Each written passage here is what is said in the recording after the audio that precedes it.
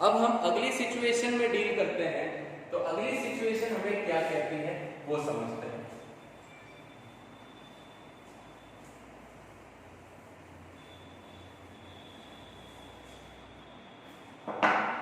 Situation number 2, when new or incoming partner acquires his share from old or existing partner in a particular ratio। अब यहाँ पर जो question अभी हमने किया वहां पर हमें पता था कि यह 1:1 में सेक्रीफाइस कर रहा है ए और बी दोनों। अब यहाँ पर इंस्टेड ऑफ 1:1 यहाँ आपको कोई पर्टिकुलर शेयर दे रखा होगा कि ए और बी इस रेशियो, इस पर्टिकुलर रेशियो में, इस पर्टिकुलर रेशियो के अंदर वो सी को सेक्रीफाइस कर रहे हैं अपना पार्ट। इस क्वेश्चन को समझते हैं क्या क्वेश्चन है। हमारे पास ए और बी पार्टनर है, 2:1 का उनका रेशियो है। सी को वो एडमिट करते हैं 1/4 शेयर के लिए, और ये 1/4 शेयर जो है वो ए और बी सी को देंगे 3:2 के रेशियो। क्वेश्चन समझना क्या क्वेश्चन है। ए बी पार्टनर है, 2:1 का उनका रेशियो है। सी एक नया पार्टनर 1/4 शेयर के लिए एडमिट होता है, और ये 1/4 शेयर उसे कौन दे रहा है, ए और बी। किस रेशियो में, 3:2 के रेशियो में। मतलब अगर ये रेशियो हमें गिवन है कि किस रेशियो में ए और बी दे रहे हैं, तो हमें सैक्रिफाइसिंग रेशियो निकालने की जरूरत नहीं है। ये बाय डिफॉल्ट आपको सैक्रिफाइसिंग रेशियो दे रखा है, वो है 3:2। क्लियर, समझना मेरी बात। यहाँ स्ट्रेट फॉरवर्ड क्वेश्चन कह रहा है कि ए और बी पार्टनर है जिनका रेशियो है 2:1।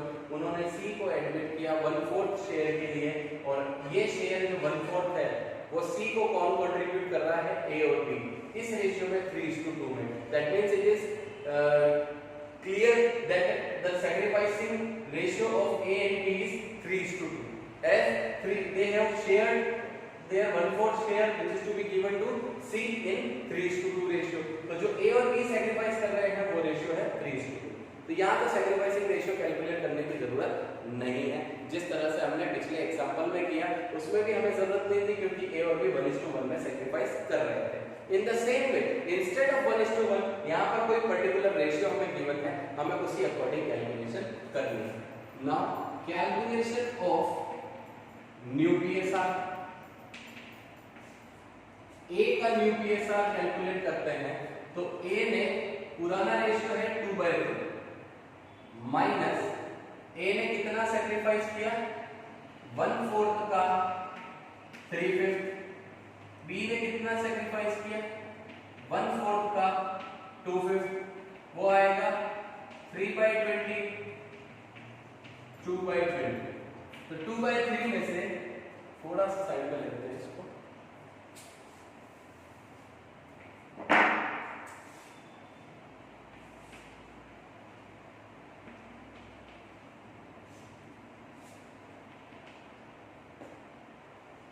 टू बाई थ्री माइनस ए का सेक्रीफाइस कितना है, 3/20। 1/3 माइनस बी का सेक्रीफाइस कितना है, 2/20। और सी का शेयर तो हमें पहले ही पता है कि वो 1/4 शेयर के लिए आया है, या फिर आप इन दोनों माइनस को भी यहाँ लाकर प्लस करते हैं तो भी आपको 1/4 ही मिलता। अब हम न्यू पीएसआर निकाल लेते हैं।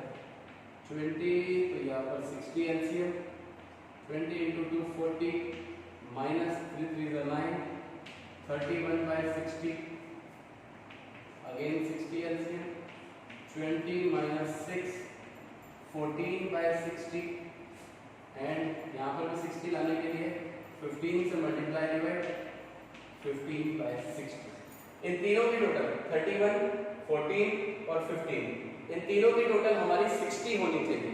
जितना डिनोमिनेटर होगा उतने ही इन तीनों की टोटल हमारी न्यूमरेटर में आनी चाहिए।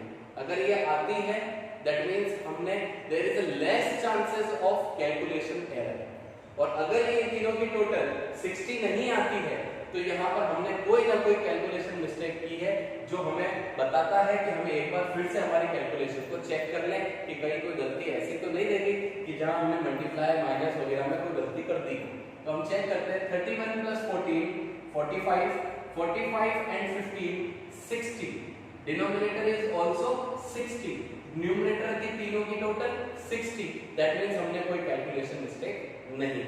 सो न्यू पीएसआर इज 31:14:15, ये है हमारा answer.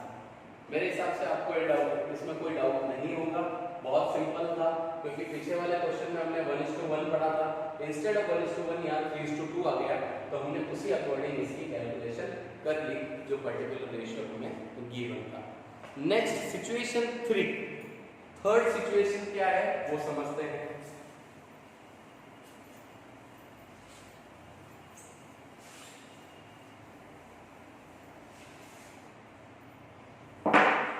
Situation 3 is, first, when new or incoming partner acquires his share in a particular fraction from old or existing partner.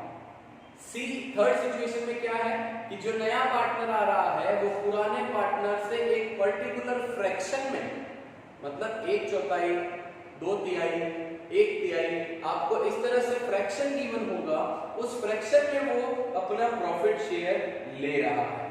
Question करते हैं जिससे आपको और क्लैरिटी मिलेगी। ए और बी पुराने पार्टनर हैं जिनका रेशियो है 3:2, जिसमें से ए सरेंडर करता है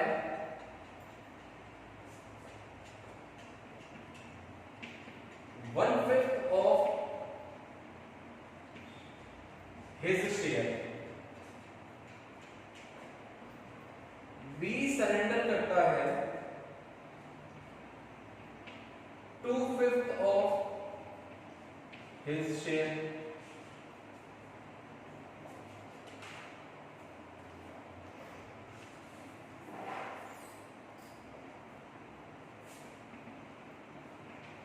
in favor of new partner, that is C.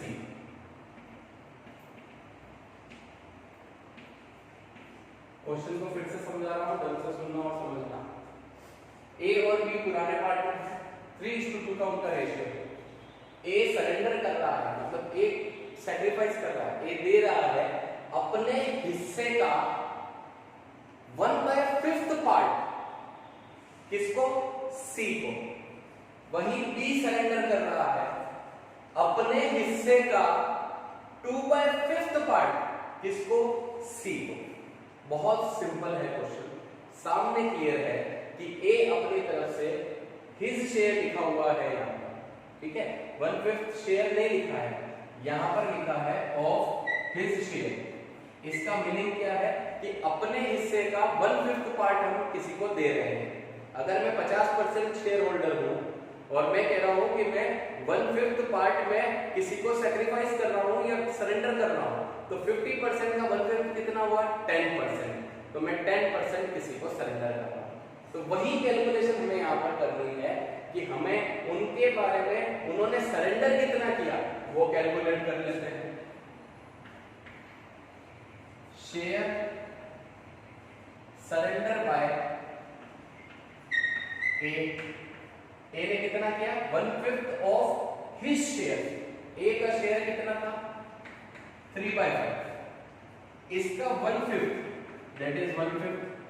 3/5 का 1/5 ए ने सरेंडर किया, वो आता है 3/25। Share surrender by B, B ने कितना किया? 2/5 ऑफ हिज शेयर। बी का शेयर कितना है? 2/5। उसका कितना पार्ट? 2/5 पार्ट भी उसने सरेंडर किया, तो कितना आता है? 4/25। अगर मैं सैक्रिफाइसिंग रेशियो की बात करूं तो इन दोनों में सैक्रिफाइसिंग रेशियो क्या बनता है? Sacrificing ratio of A and B is 3:4।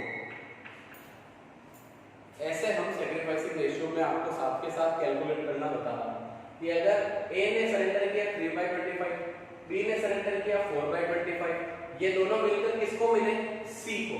तो सी का नया रेशियो तो पता लग गया, दिस प्लस दिस, ये सी को मिल रहा है। तो ये दोनों मिलकर सी को जा रहा है। इन दोनों का सैक्रिफाइस किस रेशियो में हो रहा है? 3:4 के रेशियो में। अब हम निकालना सीखेंगे कि कैलकुलेशन ऑफ न्यू पीएसआर क्या है। क्वेश्चन को ढंग से सुनना समझना। ए ने अपने हिस्से का 1/5वां हिस्सा सी को दिया, बी ने अपने हिस्से का 2/5वां हिस्सा सी को दिया। ये दोनों हिस्से ये रहे कि 3/25वां पार्ट ए ने सी को दे दिया, 4/25 बी ने सी को दे दिया। सी को कितना मिला? 3/25 और 4/25, दोनों को जोड़ो 7/25, तो सी का हो गया। इसी तरह से ए और बी का भी निकालना है। ए का पुराना शेयर कितना है? 3/5 माइनस उसने सरेंडर कितना किया? 3/25, वो माइनस कर देते हैं। 25 एलसीएम, 5 3 is 15 माइनस 3, 12/25। बी का कैलकुलेट करते हैं, 2/5 माइनस सरेंडर कितना है? 4/25, 25 एलसीएम, 10 माइनस 4, 6/25। सी का हमें पता है 3/25 ए से किया, 4/25 बी से किया, 25 एलसीएम, 3 + 4 7/25। तो न्यू पीएसआर क्या हो गया? 12:6:7। ये है ए बी सी का न्यू पीएसआर 12:6:7। यहाँ बहुत इजी तरीका है हमारे पास इसे कैलकुलेट करने का, जो मैं आपको इस साइड में बता रहा हूं। सेकेंड मेथड इसे कैलकुलेट करने का वो क्या है कि जब मुझे पता है कि ए ने अपने हिस्से का 1/4 पार्ट किसी को दे दिया, तो अब ए के पास बचा कितना? 1 - 1/5। 1/5 पार्ट ए ने अगर अपने हिस्से का किसी और को दे दिया, तो रिमेनिंग 4/5 पार्ट किसके पास रह गया? ए के पास। ये नया तरीका, कैलकुलेशन ऑफ न्यू पीएसआर। ए के पास कितना है? 3/5 मल्टीप्लाई बाय 1 में से 1/5 उसने सी को दे दिया, तो रिमेनिंग कितना बचा? वो उसने खुद के पास रख लिया। दैट मींस 3/5 माइनस 1 - 1/5 4/5 होता है, वो आएगा 12/25। इसी तरह से बी का कैलकुलेट करते हैं। 2/5 माइनस 2/5 मल्टीप्लाई बाय उसने अपने हिस्से का 2/5 पार्ट किसी को दे दिया, तो उसके पास कितना बचा? 1 - 2/5 दैट इज 3/5। 3/5 उसके पास बचता है, तो वो आता है 6/25। और सी का शेयर अगर मुझे निकालना है तो मैं डायरेक्ट निकाल सकता हूं। 1 में से इन दोनों को माइनस कर दो, 1 माइनस 12/25 प्लस 6/25। या तो ऐसा करें, या मैंने अभी आपको एक तरीका बताया कि अगर मुझे यहां पर वर्किंग या तो इससे मैं सॉल्व करूं, तो वो आएगा 7/25। या फिर सबसे इजी तरीका एक और मैंने अभी आपको बताया कि न्यूमरेटर जो है उसकी टोटल डिनोमिनेटर के इक्वल होती है। तो अगर मेरे डिनोमिनेटर दोनों में 25 आ रहा है, तो इसका डिनोमिनेटर भी मुझे पता है 25 ही रखना है, और न्यूमरेटर कितना होना चाहिए इनकी तीनों की टोटल? 25। 12 + 6 18, 25 माइनस 18 कितना बचेगा? 7। ये रहा हमारा आंसर। किसी भी तरीके से करो आपको सॉल्यूशन वही मिलेंगे जो हमने कैलकुलेट किया। तो अगर आप ये इस तरीका आपको इजी लगता है तो आप डायरेक्ट निकाल सकते हैं कि ए का शेयर होगा 3/5 में से 4/5 ही अब उसके पास बचा है, बिकॉज 1/5 वो किसी को दे चुका है, तो वो 12/25 होता है। 2/5 में से 2/5 वो किसी को दे चुका है, तो बचा 3/5 6/25। और जितना उसने किसी को दिया वो जोड़ लोगे तो 7/25। ऐसे नहीं समझ में आता तो आप ऐसे निकाल सकते हैं कि शेयर सरेंडर बाय ए 3/5 का 1/5 वो सरेंडर कर चुका है, बी 2/5 का 2/5 वो सरेंडर कर चुका है, जो उन दोनों ने सरेंडर किया वो तीसरे नए पार्टनर को मिल रहा है, तो ये हमने ऐड करके सॉल्व कर दिया। और जितना जितना उन दोनों ने रेस्पेक्टिव सरेंडर किया वो उनके रेस्पेक्टिव ओल्ड पीएसआर से माइनस करके न्यू पीएसआर की कैलकुलेशन की जा सकती है। ये था हमारा case number 3।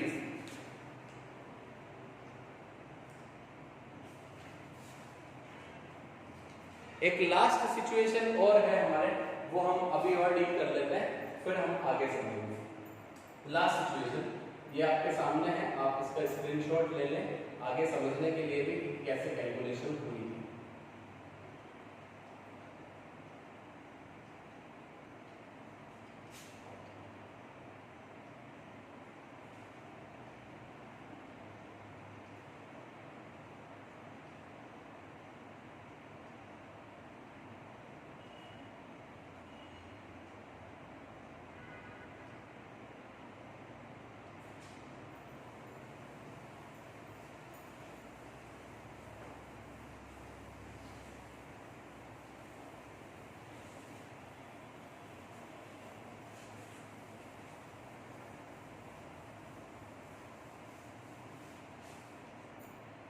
Last situation, when one of the existing partner retains his original share of profit on admission of new partner.